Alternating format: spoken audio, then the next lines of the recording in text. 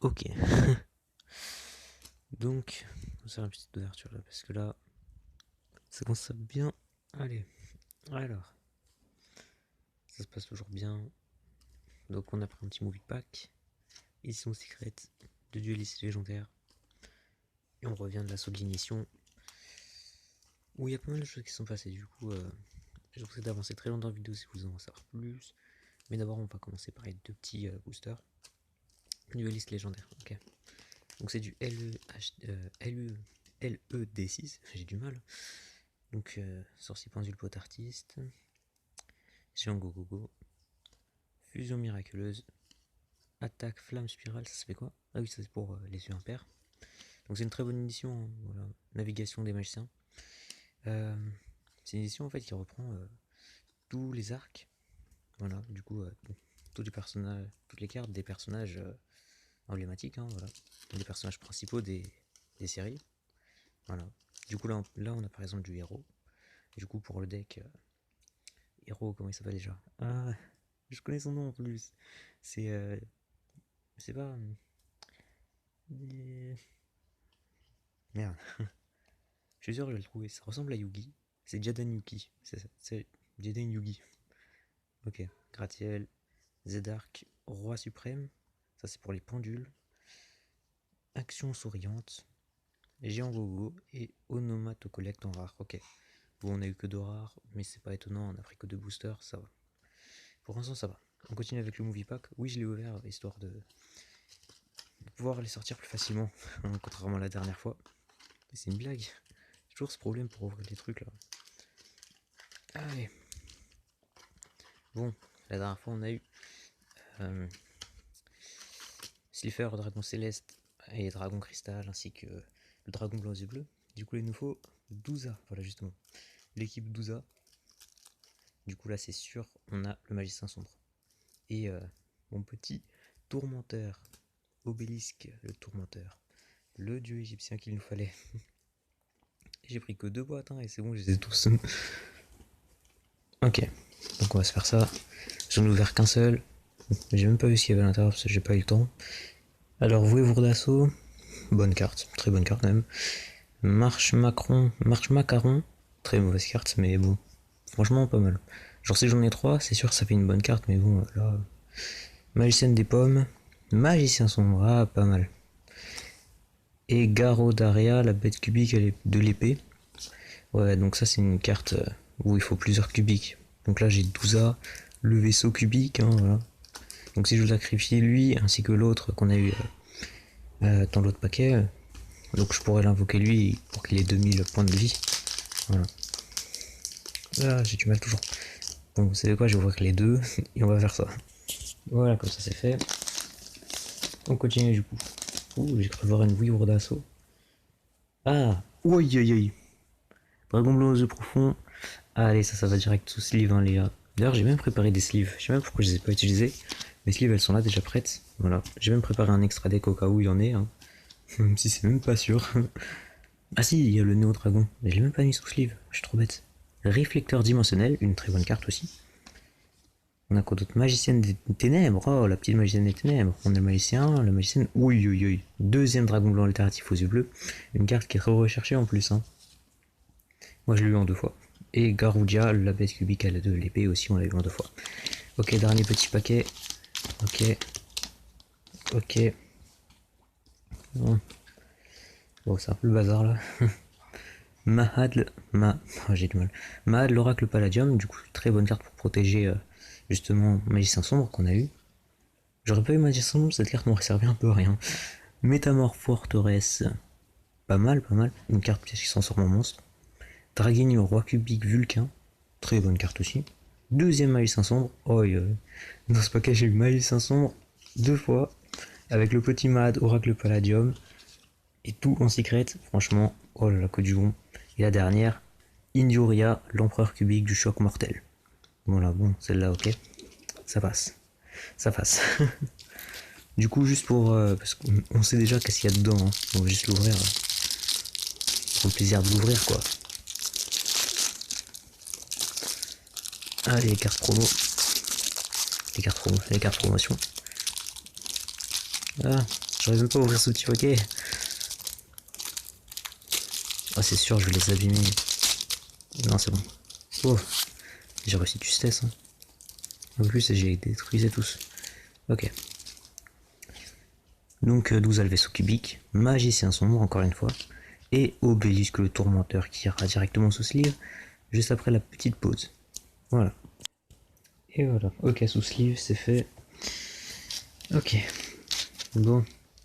Alors maintenant on va parler de l'émission.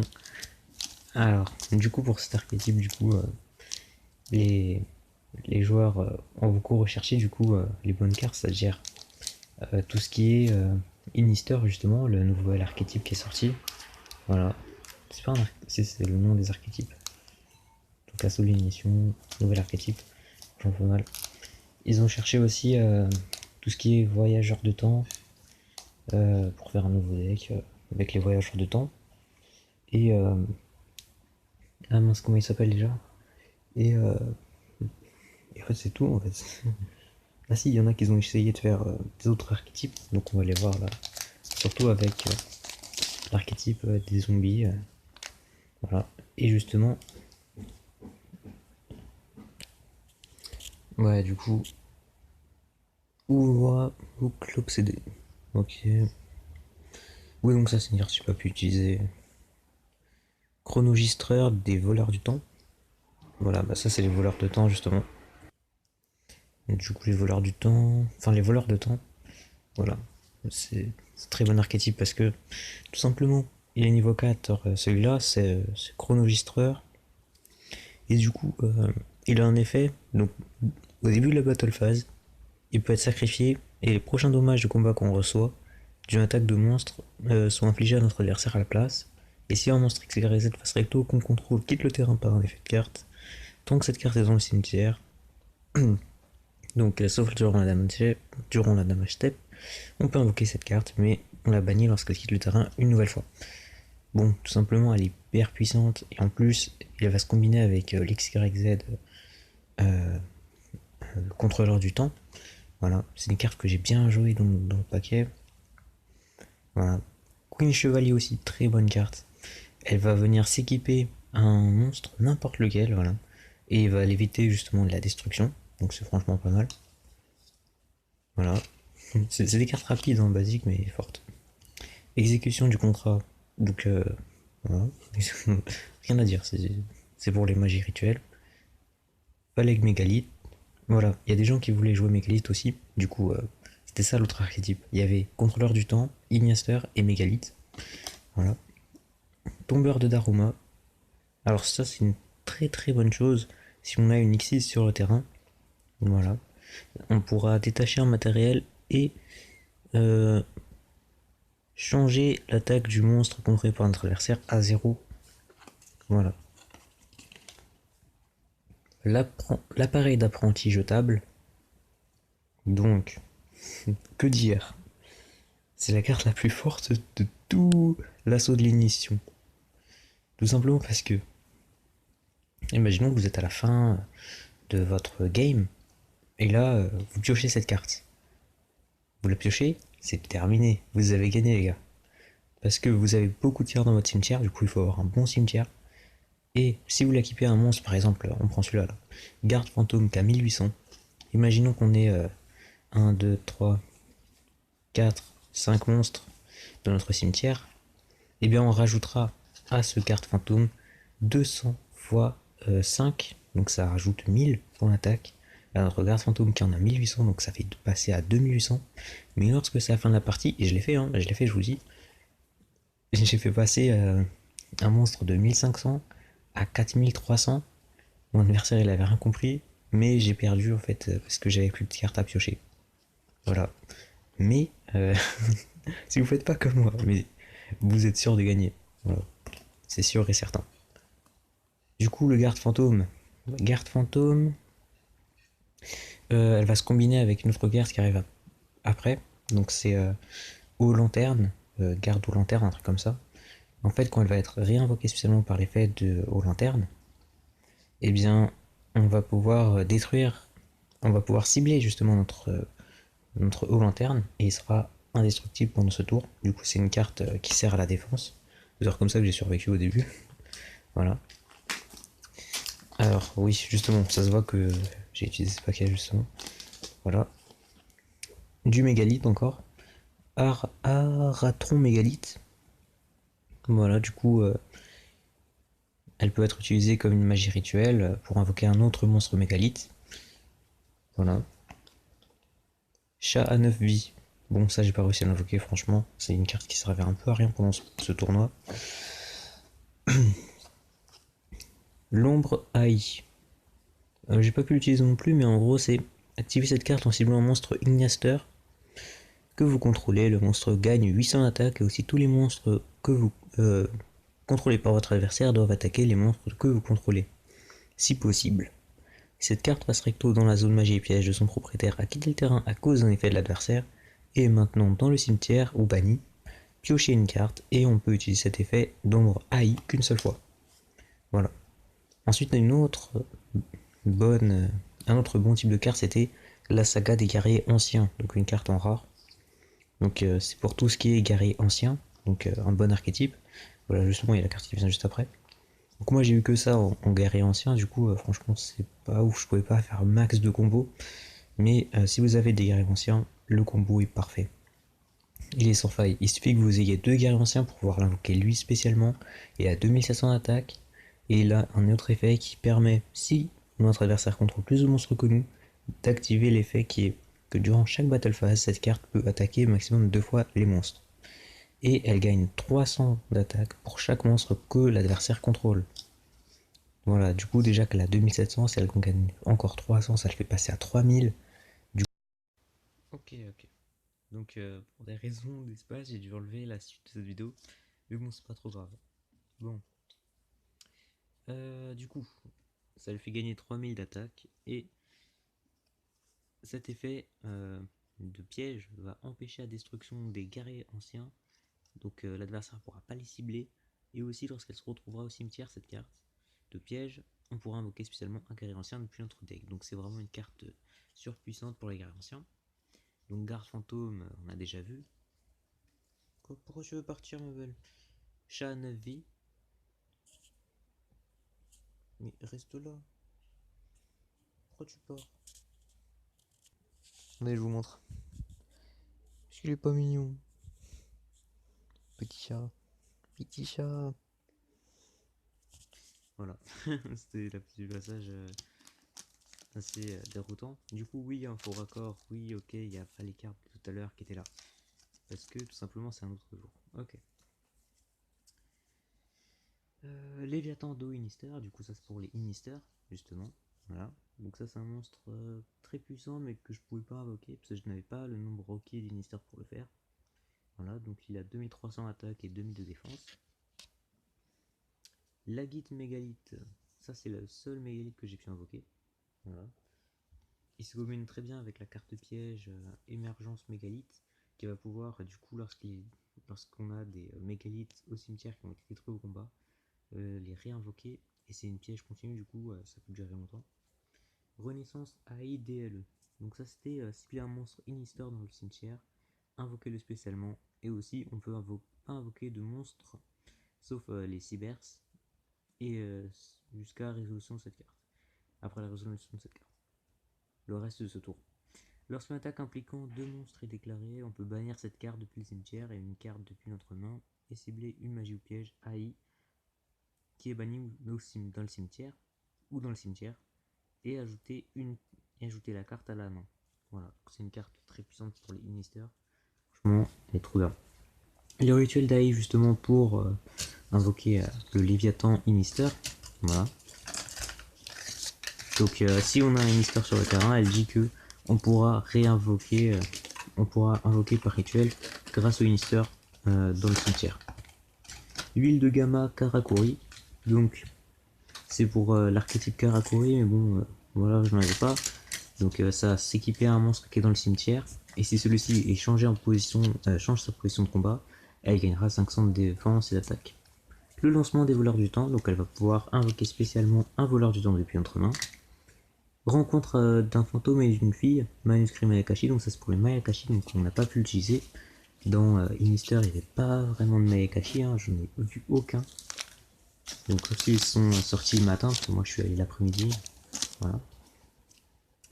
Ah voilà justement les Inister. Donc on a Iari. On a Luna. Oh excuse bonjour. Trop mignon. Voilà. On a Iari Inister. Donc elle va pouvoir être aidée comme un niveau 5 quand elle est sur le terrain. On a deux Donyo Ribu Inister. Voilà. Elles vont nous permettre d'aller chercher un Inister, enfin une carte magique piège Inister. Le Karakuri 4624 Sashiro Kunishi, le Gamma. Une carte qui sert un peu à rien. On va pas se mentir, hein, voilà.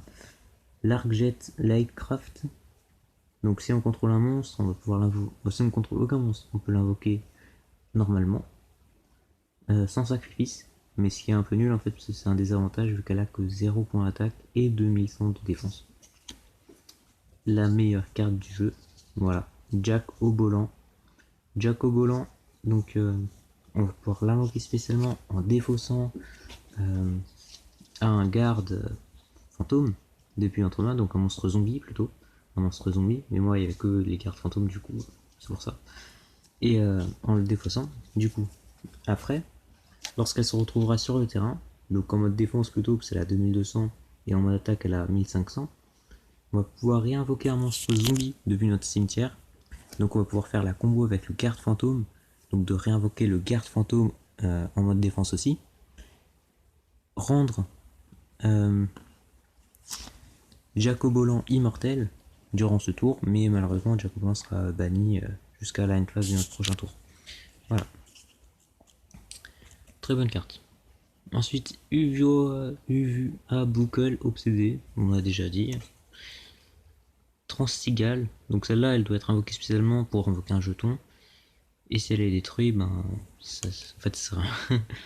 Le service cupide, elle n'est pas affectée par des effets de monstres, sauf ceux d'un niveau inférieur ou égal à cette carte. Donc les niveaux 2, du coup, au début, ça va. Mais ensuite, on peut bannir 3 cartes depuis notre cimetière, et jusqu'à la fin du tour, on augmente le niveau de cette carte du nombre de cartes qu'on a envoyées, c'est-à-dire 3, donc elle deviendra niveau 5. Et donc elle pourra être ciblée par les effets des monstres qui sont inférieurs à son niveau, c'est-à-dire inférieurs à 5. Le dernier petit paquet. Le dernier paquet, voilà. L'exécution du contrat. Le brigadier Concrelat sombre lumineux. Une très bonne carte, hein, niveau 4, avec 2000 d'attaque, mais 0 de défense malheureusement. Et voilà, Perpétua des voleurs du temps. Très très bonne carte, il m'a beaucoup aidé. Elle a 2500 de défense et 1900 d'attaque. Voilà. Donc il lui faut 2 monstres de niveau 4. Et elle va pouvoir détacher un matériel pour aller chercher un contrôleur du temps dans le cimetière. Malheureusement, je ne l'avais pas assez. Voilà. Avion de chasse Bellicat en 2 fois. Une carte un peu inutile vu qu'il faut forcément un jeton. Mais pour invoquer un jeton, il faut évidemment le Transial qui est un peu dur à invoquer SP. L'émergence mégalith, du coup, c'est ce que je vous ai parlé tout à l'heure avec le mégalith.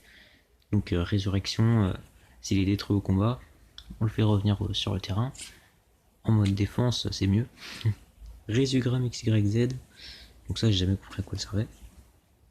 Rétrograde des voleurs de temps, donc si on a un Xyz, on va pouvoir annuler l'activation d'une magie ou piège de notre adversaire qu'on contrôle, enfin de notre adversaire quoi, c'est ce que j'avais dit au début, et attacher la carte au monstre XYZ comme un matériel. Voilà. La destruction mutuelle affourée, donc c'est une carte un peu nulle, c'est-à-dire qu'en fait on va révéler nos mains, et tant qu'on aura un monstre du même nom, et ben on pourra pas activer leurs effets. C'est tout. Donc voilà, ensuite si vous avez bien compté, il n'y en a pas 8 partout. Ah d'ailleurs, voilà la carte promo qu'on a eue. L'assaut de l'air, manœuvre ciseaux croisés. Voilà.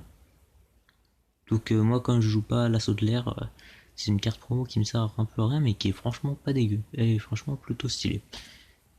Donc il en manque 3, donc que j'ai échangé, du coup contre Fortune Lady Calling. Voilà pour mon deck Fortune. Fossile vivant. et le sarcophage doré en secret. Tous les trois, non, ces deux-là en secret et une ultra rare. Voilà. Et enfin, pour 20 centimes, en vrai, j'aurais même pas dû payer pour 20 centimes. Donc, Skilla Reptilia, l'épouvantail de ferraille, le turbo synchro et enfin le guerrier réincarné. Donc voilà, on s'est fait plutôt une bonne ouverture dans ce paquet. Du coup, j'espère que ça vous a plu, hein, les gars. Pensez à faire ce que vous savez, c'est-à-dire liker, vous abonner, partager, tout ça. Hein, et on se revoit la prochaine fois. Allez, ciao. C'était Lasertio.